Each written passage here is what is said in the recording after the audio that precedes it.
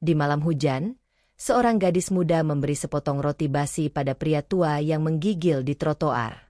Tak ada yang tahu, tindakan kecil itu akan mengubah seluruh hidupnya.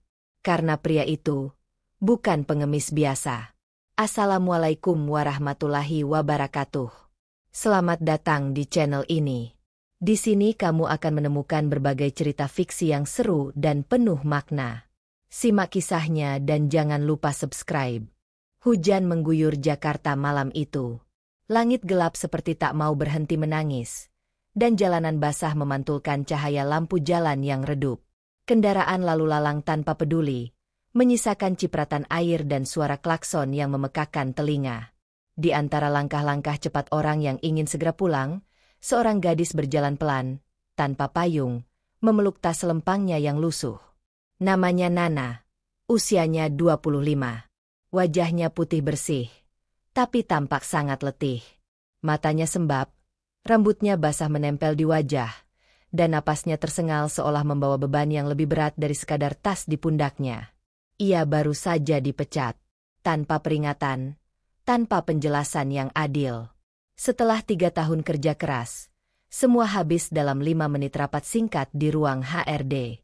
Tangannya gemetar waktu menandatangani surat. Perutnya kosong sejak pagi, tapi rasa kecewa lebih menyiksa daripada lapar. Dompetnya hanya berisi receh yang tak cukup untuk makan malam, bahkan tak cukup naik ojek. Tapi Nana terlalu lelah untuk marah. Langkahnya menyusuri trotoar perlahan, seperti tubuhnya hanya digerakkan oleh sisa tenaga terakhir.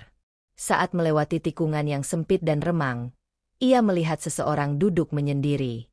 Seorang pria tua, bajunya robek dan kotor, rambutnya panjang tak terurus, dan tubuhnya gemetar hebat.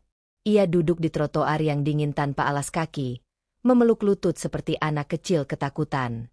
Nana berhenti. Jantungnya mencelos. Hujan makin deras. Orang-orang berlalu lalang tanpa melihat. Tapi Nana tetap berdiri di sana. Ia tidak tahu kenapa, tapi langkahnya terasa tertahan. Perlahan, ia membuka kantong plastik kecil yang sejak tadi ia genggam. Di dalamnya cuma ada sepotong roti sisa kemarin yang sempat ia ambil dari meja pantry sebelum pulang kerja. Ia jongkok di hadapan lelaki itu. Wajahnya menunduk, air hujan menetes dari dagunya. "Maaf ya, Kek, saya cuma punya ini," ucap Nana pelan sambil menyodorkan roti itu dengan 2 tangan. Lelaki itu mendongak. Matanya sayu, kulit wajahnya keriput, dan bibirnya pucat. Ia memandangi Nana beberapa detik tanpa bicara. Nana lalu membuka jaket tipis yang menempel di tubuhnya, lalu menyelimuti tubuh pria itu dengan pelan. Tangannya gemetar karena dingin, tapi ia tetap melakukannya. "Kek, jangan duduk di sini lama-lama, nanti sakit," katanya lirih. Lelaki itu hanya mengangguk pelan, seperti tak tahu harus berkata apa. Nana tersenyum kecil, lalu berdiri. Ia menggigit bibir bawahnya menahan dingin. Langkahnya mulai menjauh, tapi ia sempat menoleh sekali lagi. Lelaki itu masih duduk diam, memeluk jaket lusuh yang tadi ia pakai. Nana menarik napas dalam. Hatinya terasa sesak. Ia tak tahu apakah yang ia lakukan akan berarti. Tapi satu hal yang pasti, ia merasa belum sepenuhnya kalah. Ia berjalan lagi, menembus malam yang dingin, tanpa tahu bahwa malam itu, hidupnya sedang diam-diam berubah. Beberapa hari kemudian, saat uang di dompet Nana tinggal 3 lembar 2000-an dan beberapa koin kecil, ia duduk sendiri di kamar kosnya yang sempit, memeluk lutut di atas kasur tipis. Matanya sembab karena menangis semalaman. Loker kerja yang ia lamar tak ada satupun yang membalas. HP-nya nyaris mati kehabisan daya, tapi ia terlalu lemas untuk bangkit mengisi baterai. Perutnya sudah mulai perih karena sejak pagi hanya minum air. Di luar, suara anak-anak kos lain terdengar ramai, tertawa, memasak mie, memutar lagu. Tapi dunia Nana terasa sunyi, sepi, seperti berhenti berputar. Tiba-tiba, HP-nya bergetar. Pelan, ia raih ponselnya. Layarnya penuh retakan, tapi notifikasi email itu terbaca jelas. Ia terdiam. Matanya memicing membaca ulang baris demi baris. Undangan wawancara kerja di PT Rasa Nusantara, besok pukul 10 pagi. Nana mengerutkan kening. Ia tidak pernah melamar ke perusahaan itu. Bahkan ia belum pernah dengar namanya. Tapi rasa penasaran lebih besar dari rasa takut. Besoknya, ia nekat datang, hanya memakai blus bekas dan celana kain yang mulai lusuh. Duduk di ruang tunggu, ia menunduk gugup. Tapi begitu dipanggil masuk, manajer HR menyambut dengan senyum ramah. "Kami sudah baca profilmu, Mbak Nana. Kami tertarik dengan pengalaman dan semangatmu," kata manajer itu hangat. Nana mengangguk pelan, tak percaya dengan yang ia dengar. Ia ingin bertanya siapa yang mengirim lamaran, tapi lidahnya keluh. Setelah wawancara singkat, ia langsung dinyatakan diterima. Wajahnya bingung, matanya berkaca-kaca. Ia keluar dari gedung itu dengan langkah goyah, tak tahu harus senang atau curiga. Sejak hari itu, hal-hal aneh mulai terjadi. Tanpa ia minta, tagihan kontrakan kos tiba-tiba lunas. Ibu kos hanya bilang ada seseorang yang datang malam-malam dan membayar penuh. Orangnya tua, pakai topi, gak ngomong banyak, kata Bu Kos sambil mengangkat alis. Nana hanya diam. Jantungnya berdetak cepat. Sore harinya, di depan pintu kamarnya, ada plastik berisi nasi dan lauk lengkap. Tak ada nama, tak ada pesan. Besoknya, kejadian yang sama terulang. Hari berikutnya juga. Nana mulai gelisah. Matanya sering celingukan kalau keluar kamar. Tapi tak ada siapapun. Puncaknya terjadi saat motornya mogok di tengah jalan pulang malam-malam. Jalan sepi, hanya ada suara jangkrik dan sorotan lampu kendaraan sesekali. Nana mencoba main starter motor, berkali-kali, tapi gagal. Ia mulai panik. "Aduh, kenapa lagi sih motor tua ini?" gumamnya, nyaris menangis. Tiba-tiba, dari balik bayangan tiang jalan, muncul seorang pria tua. Wajahnya samar, tapi gerakannya tenang. "Coba saya bantu, Neng," ucapnya. Tanpa bicara banyak, pria itu membuka kap motor kecil dan memperbaiki kabel aki yang kendor. Dalam waktu 5 menit, mesin menyala. Saat Nana menoleh untuk mengucapkan terima kasih, pria itu sudah tak ada. Jalanan kembali sunyi, hanya sisa jejak air hujan di aspal. Nana berdiri terpaku. Wajahnya pucat. Ia mulai merasa ada yang tidak biasa. Seolah-olah ada sosok asing yang memperhatikan dan menjaga dari kejauhan. Tapi anehnya, rasa takut itu tak sepenuhnya buruk. Ada bagian dalam hatinya yang merasa hangat, tenang, dan diam-diam berharap bisa tahu siapa yang melakukan semua ini. Tapi setiap kali ia berpikir terlalu jauh, selalu muncul satu pertanyaan yang tak bisa ia jawab. Siapa sebenarnya orang itu? Sampai akhirnya, di halte kecil yang sama tempat ia pernah berhenti karena hujan, Nana kembali berdiri seorang diri. Sore itu langit mendung, angin berembus pelan, dan jalanan mulai ramai oleh kendaraan pulang kerja. Ia menunduk, sibuk dengan pikirannya sendiri, sampai sebuah suara pelan memanggil dari belakang. "Neng Nana." Suara itu berat tapi ramah. Ia menoleh cepat. Seorang pria tua berdiri di dekat tiang halte, memakai kemeja bersih, celana panjang kain, dan topi coklat tua. Wajahnya masih keriput, tapi lebih segar dari terakhir kali Nana melihatnya. Butuh beberapa detik sebelum Nana sadar. Itu pria yang dulu ia beri roti dan jaket basah. Nana tercengang. Matanya melebar. "Kakek yang waktu itu?" tanyanya lirih. Pria itu tersenyum kecil dan mengangguk pelan. "Iya, saya. Yang dulu kamu tolong." Suara Nana tercekat. "Kakek sekarang kelihatan beda," katanya sambil menatap pria itu dari kepala sampai kaki. Pria itu mengangguk lagi, lalu mengajak Nana duduk di bangku panjang yang terletak di dekat warung kopi kecil. Mereka duduk bersebelahan, suasana agak sepi, hanya terdengar suara motor lewat dan suara sendok beradu dengan gelas dari warung di belakang mereka. "Nama saya Darsa," katanya akhirnya. "Sebelumnya saya memang hidup di jalanan. Tidur di emperan, makan dari sisa orang. Tapi itu bukan karena saya gila atau putus asa. Saya sengaja pergi dari hidup lama saya. Nana mendengarkan dengan penuh perhatian. Tubuhnya sedikit condong ke depan. Dulu saya pengusaha, lanjut Pak Darsa. Punya restoran, punya rumah, punya keluarga. Tapi semua itu hancur waktu saya dijatuhkan sama orang yang saya percaya. Istri saya dan anak saya sendiri. Suaranya pelan, tapi jelas. Nana terdiam. Napasnya pendek. Ia menatap pria itu tanpa berkedip. Mereka ambil semua. Rumah saya, uang saya, bahkan nama saya. Saya cuma dianggap beban. Saya pergi sendiri, tinggalkan semuanya. 5 tahun saya hidup di jalan. Gak percaya lagi sama manusia. Pak Darsa menoleh. Matanya mulai memerah. Tapi malam itu, kamu kasih saya roti. Kamu kasih saya jaket. Padahal kamu sendiri lagi susah. Saya lihat wajah kamu, dan saya bilang ke diri sendiri, masih ada orang baik di dunia ini. Suaranya gemetar. Sejak itu saya ikuti kamu diam-diam. Bukan buat ganggu. Tapi saya pengen tahu kamu selamat. Kamu pantas hidup lebih baik. Nana menutup mulutnya, menahan napas. Matanya berkaca-kaca. Jadi, semua itu, kiriman makanan, uang kontrakan, semua dari kakek.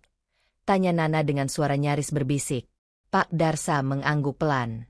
Saya cuma balas sedikit dari apa yang kamu kasih. Kamu kasih saya harapan. Nak, sekarang, saya ingin kasih kamu kesempatan. Nana mengerutkan kening. Kesempatan? Ulangnya bingung. Pak Darsa tersenyum lagi. Kali ini lebih lebar. Kita mulai sesuatu bersama. Bukan sekadar bisnis. Tapi hidup baru. Kamu dan saya, bangkit sama-sama. Nana menatap wajah pria tua itu. Jantungnya berdetak cepat. Banyak pertanyaan muncul di kepalanya. Tapi satu hal yang ia rasakan kuat. Pertemuan ini bukan kebetulan. Dan ia belum tahu apa sebenarnya yang akan ditawarkan oleh pria yang dulu duduk menggigil di trotoar itu. Pak Darsa mengajak Nana membangun usaha makanan sederhana, sebuah gerobak nasi goreng keliling. Mereka duduk berdua di warung kecil sore itu, ditemani teh hangat dan udara senja yang mulai dingin. Kita mulai dari yang kecil dulu ya. Nak, yang penting halal, kerja keras, dan jujur. Ucap Pak Darsa sambil menggambar sketsa gerobak di buku tulis bekas. Nana hanya diam memandangi gambar itu. Matanya penuh ragu. Tapi ada harapan kecil yang tumbuh di dalam dirinya. Aku nggak pernah jualan. Kek, masa aja aku masih suka keasinan, kata Nana pelan. Pak Darsa tertawa pendek. Masak bisa dipelajari. Yang penting kamu mau belajar. Besoknya, mereka mulai belanja bahan. Nana mengikuti Pak Darsa ke pasar pagi, membelah kerumunan, menawar bawang dan cabai, memilih ayam segar, dan sesekali mengeluh karena harga naik. Gerobak bekas mereka beli dari tukang bubur yang sudah berhenti jualan, dan mereka cat ulang sendiri. Saat malam pertama berjualan, tangan Nana gemetar waktu menuang nasi ke wajan besar. Api dari kompor menyala besar, dan asap mengepul memenuhi udara. Tenang aja, jangan buru-buru, bisik Pak Darsa sambil berdiri di belakangnya. Suara bising motor lewat, anak-anak kecil menonton dari kejauhan, dan pembeli pertama datang. Seorang lelaki muda berkemeja lusuh. Nasi goreng 1, nggak pedas ya, katanya singkat. Nana mengangguk. Keringat dingin mengucur dari pelipisnya. Hari-hari awal berat. Mereka sering pulang tengah malam dengan hasil sedikit. Beberapa pelanggan menyepelekan. Ada yang mengeluh makanannya terlalu sederhana. Ada yang tidak percaya kalau nasi goreng mereka layak dibayar mahal. Wah, ini sih nasi goreng biasa. Kenapa mahal? Kata seorang ibu-ibu suatu malam. Nana menunduk, menggigit bibir, mencoba tersenyum walau hatinya perih. Tapi setiap kali ingin menyerah, ia melihat Pak Darsa tetap semangat, tetap tersenyum, dan tak pernah mengeluh. Yang penting kita jual jujur. Ya, kata Pak Darsa sambil membersihkan wajan seusai jualan. Orang boleh hina, tapi kita gak boleh hina balik. Lambat laun, Nana mulai belajar banyak. Ia mulai meracik bumbu sendiri, mencoba kombinasi baru, dan memperhatikan reaksi pelanggan. Ia juga mulai memotret kegiatan jualan mereka, merekam video singkat, lalu mengunggahnya ke media sosial. Siapa tahu ada yang lihat, gumamnya. Ternyata, salah satu videonya yang memperlihatkan Pak Darsa melayani pelanggan dengan ramah, viral. Komentar bermunculan. Banyak yang tersentuh dengan kisah mereka. Dua penjual nasi goreng sederhana, tapi hatinya gak sederhana, tulis salah satu netizen. Tak lama kemudian, pelanggan mulai berdatangan. Ada yang rela antre malam-malam hanya untuk merasakan nasi goreng buatan Nana dan Pak Darsa. Usaha mereka tumbuh pelan tapi pasti.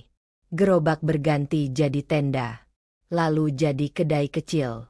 Kemudian, dalam waktu kurang dari setahun, mereka membuka dapur pusat dan mempekerjakan beberapa orang anak muda yang juga butuh pekerjaan. Nana kini bisa berdiri di balik meja kasir dengan percaya diri, memberi instruksi ke tim dapur, dan tetap turun tangan saat malam ramai. Tapi di balik senyum dan kesibukan, ia mulai memperhatikan sesuatu yang berubah dari Pak Darsa. Wajahnya pucat, nafasnya lebih berat. Kadang ia duduk lebih lama, memegang dada, tapi selalu bilang tidak apa-apa. Cuma capek aja. Nak, jawabnya kalau ditanya. Sampai suatu malam, saat toko baru saja tutup, Pak Darsa tiba-tiba terjatuh di depan pintu dapur. Di saat Nana mulai menerima banyak tawaran investasi dan mulai bisa hidup layak, pikirannya justru makin gelisah. Ia duduk sendirian di ruang kerjanya yang baru direnovasi, memandangi layar laptop yang penuh angka dan proposal. Di atas meja ada 5 kartu nama investor. Semuanya tertarik untuk mengembangkan bisnisnya ke luar kota. Tapi yang terbayang di kepalanya bukan angka, bukan cabang baru, bukan omzet. Yang muncul justru wajah Pak Darsa, terbaring lemah di tempat tidur sempit, di rumah kontrakan kecil yang lantainya masih dari semen kasar. Napas pria tua itu berat, matanya sering menerawang, dan tangannya mulai gemetar setiap kali menggenggam gelas. Nana tahu apa yang harus ia lakukan. Tapi keputusannya bukan tanpa air mata. Ia panggil seluruh karyawan malam itu, berdiri di depan dapur utama yang biasanya sibuk dan ramai. Saya minta maaf. Untuk sementara kita akan berhenti dulu, ucapnya dengan suara lirih. Beberapa orang terkejut. Ada yang menunduk. Ada yang mengusap air mata diam-diam. Saya harus jaga orang yang sangat berarti buat saya. Saya harap kalian bisa mengerti. Tambahnya. Setelah itu, ia pulang. Bukan ke apartemen barunya, tapi ke rumah kecil di gang sempit, tempat Pak Darsa dirawat hanya dengan kipas angin tua dan kasur tipis. Setiap hari, Nana duduk di samping tempat tidur itu. Ia membacakan cerita dari buku-buku lama, kadang cerita fiksi, kadang kisah perjuangan orang biasa. Kadang ia hanya diam, menggenggam tangan Pak Darsa yang mulai kurus, dan memandangi langit-langit yang retak. Ia menyuapi dengan hati-hati, membersihkan tubuh Pak Darsa dengan air hangat, bahkan memijat kaki dan punggungnya saat malam datang.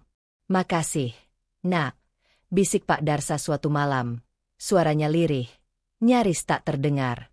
Nana mengangguk pelan, matanya sembab tapi mulutnya tersenyum.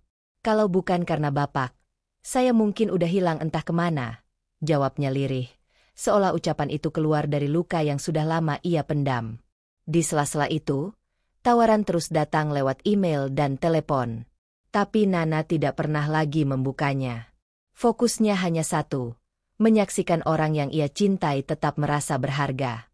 Ia tahu, ini bukan tentang bisnis, bukan tentang uang. Ini tentang balas budi. Tentang cinta tanpa syarat. Tentang menguatkan seseorang yang dulu lebih dulu menguatkan dirinya. Tapi satu malam, saat Nana sedang mengganti selimut Pak Darsa dan membenarkan bantalnya, pria tua itu memandanginya lama, dan tiba-tiba berkata sesuatu yang membuat jantung Nana berhenti sejenak. Beberapa bulan kemudian, saat kondisi Pak Darsa makin lemah dan suaranya tak lagi terdengar, Nana menerima undangan sebagai pembicara utama di sebuah seminar wirausaha muda nasional. Acara itu diadakan di aula besar. Langit-langitnya tinggi, lampu-lampu terang menyala di atas panggung, dan kursi-kursi penuh oleh peserta dari berbagai kota. Nana berdiri di belakang panggung sambil merapikan jilbabnya, memegang kertas kecil berisi poin-poin pidatonya. Tapi tangannya gemetar. Matanya terus menoleh ke arah pintu masuk aula, menunggu satu sosok yang paling ia harapkan datang. Tak lama, dua panitia mendorong sebuah kursi roda masuk perlahan. Di atasnya, Pak Darsa duduk lemah, tubuhnya berselimut kain tebal, lehernya disanggah bantal kecil. Nafasnya pelan, matanya hanya sedikit terbuka. Tapi saat melihat Nana di panggung, ia tersenyum, senyum yang pelan dan penuh makna. Nana menahan air mata. Ia melangkah ke atas panggung, berdiri di tengah lampu sorot yang terang, dan menarik napas dalam. Ruangan hening. Semua mata tertuju padanya. Nana membuka mulut. Suaranya bergetar. "Saya bukan siapa-siapa," ucap Nana lirih. "Saya cuma gadis yang dulu pernah nyaris menyerah hidup. Sampai satu malam, saya kasih roti basi ke orang yang saya kira cuma pengemis biasa." Aula hening. Beberapa peserta mulai memperhatikan lebih serius. Nana melanjutkan dengan suara yang mulai stabil. Ia ceritakan semuanya. Dari gerobak pertama mereka, malam-malam kehujanan, cemoohan pelanggan, hingga akhirnya usaha mereka berkembang jadi 10 cabang. Tapi bukan itu yang membuatnya menangis. Melainkan saat ia menyebut satu nama. "Pak Darsa," ucapnya sambil memandang ke arah kursi roda di baris depan. "Orang yang mungkin tidak punya apa-apa, tapi justru memberi saya segalanya. Beliau bukan cuma partner, bukan cuma penyelamat. Beliau orang pertama yang percaya saya bisa lebih dari sekadar orang gagal." Suaranya patah. Air matanya jatuh. Kamera dari media menyorot wajahnya yang menunduk haru. Sementara hadirin mulai diam membeku, terdiam oleh kesaksian yang mereka dengar langsung dari hatinya. Dari kejauhan, Pak Darsa terlihat menoleh pelan ke arah Nana. Ia tak bisa bicara. Tapi senyumnya begitu jelas, begitu tulus. Meski tubuhnya sudah tak kuat berdiri. Di kursi rodanya, ia menggenggam kain selimut dengan sisa tenaga. Matanya menatap Nana seperti menatap anak kandungnya sendiri. Dalam detik-detik terakhir hidupnya, ia tahu, semuanya tak sia-sia. Hidup yang pernah ia anggap gagal, ternyata justru menjadi alasan lahirnya sesuatu yang lebih besar. Dan itu semua, dimulai dari satu malam dingin, dari sepotong roti basi, dan dari seorang gadis yang memilih berhenti sejenak untuk peduli. Satu kebaikan kecil bisa jadi awal dari perubahan besar, jika dilakukan dengan hati yang tulus. Semoga kita selalu diberi hati yang peka terhadap sesama. Wassalamualaikum warahmatullahi wabarakatuh. Jangan lupa like, komen, share, dan subscribe untuk cerita inspiratif lainnya.